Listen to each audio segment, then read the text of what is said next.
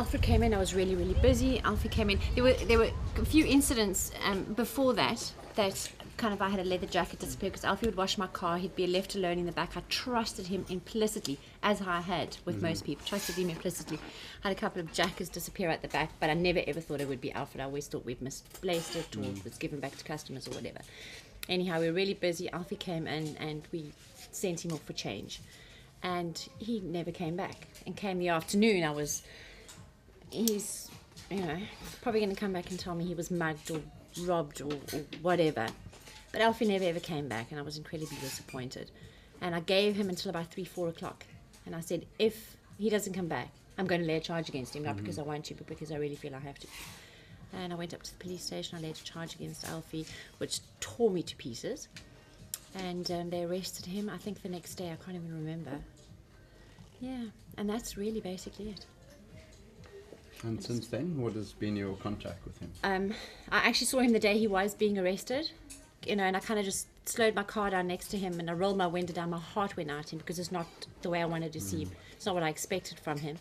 And I just kind of shook my head, And he knew, because we had formed, I wouldn't say a bond, but he knew me, I knew him. He knew where I was coming from.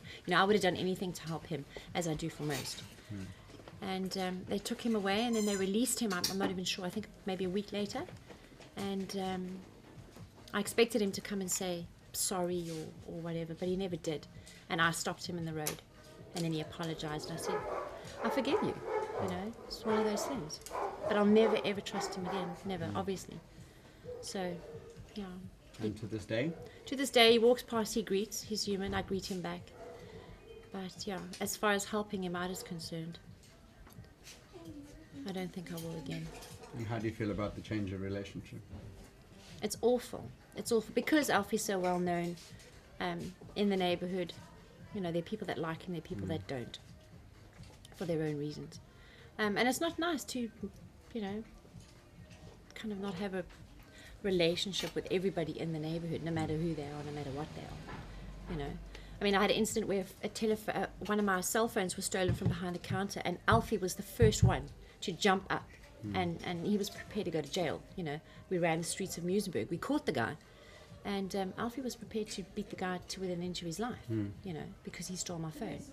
So I know that day that he took my money, it wasn't because he wanted to take my money. He could have taken it at any point. It was just that day. Something about that day and the need. And the need. That was it. It was the need. And maybe he, didn't think he had hope of getting it anywhere else. And because I always say to him, I always say to them, rather ask me. I've caught a couple of shoplifters as well. And I've said to them, ask me. Ask me. I will give you a jacket. I've clothed these guys, and I will do it. I'll continue to do it. But don't steal. Rather just ask me, and I will give you the jacket. I will, if I could have given you the $400, I probably would have. I'd rather have given it to you than you have stolen it from me. But he doesn't have that kind of... Folk don't form that kind of relationship with these guys. That's an unusual relationship, I dare say. Yeah. And you may trust that somebody won't necessarily actually give it once you ask. They probably won't. It's even changed my whole perspective, I saw things completely differently. I was also very soft touch. I would just give. I was brought up with the you give, you receive. You give, you receive, Caroline. You can't turn a beggar away in case it's Jesus kind of thing.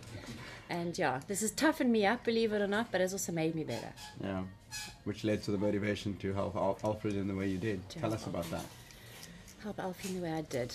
We always let Alfie wash cars. Alfie, he called me Mom, I just, I liked him. I knew his shortcomings, but it didn't really matter to me at all. I knew what he was all about. I mean, I wasn't stupid in knowing that he wasn't doing what he was doing.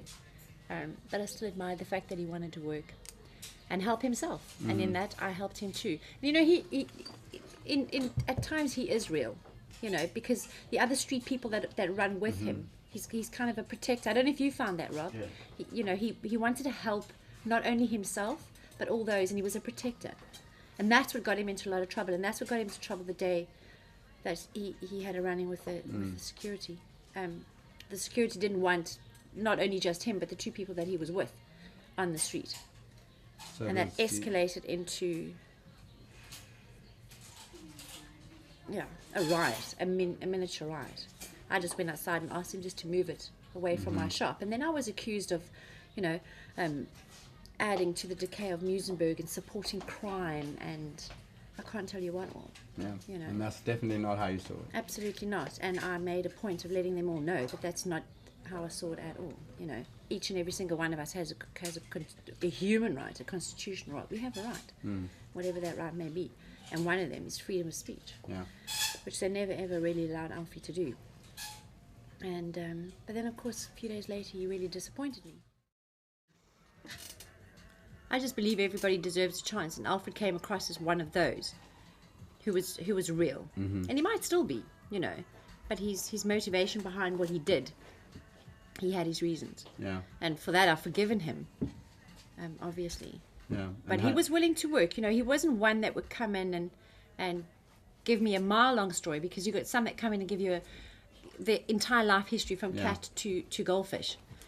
And then others that just come in looking for what they're looking for. Where Alfred was prepared to do something, and I admired that in him. Yeah, so he wasn't maybe out to make you feel guilty and therefore motivated to give him something? His drive was, he was working, and he let you know, he was working to make money. Yeah. So that's what we allowed him to do. We actually embraced it. Yeah. And what kind of response did that get from your neighbors?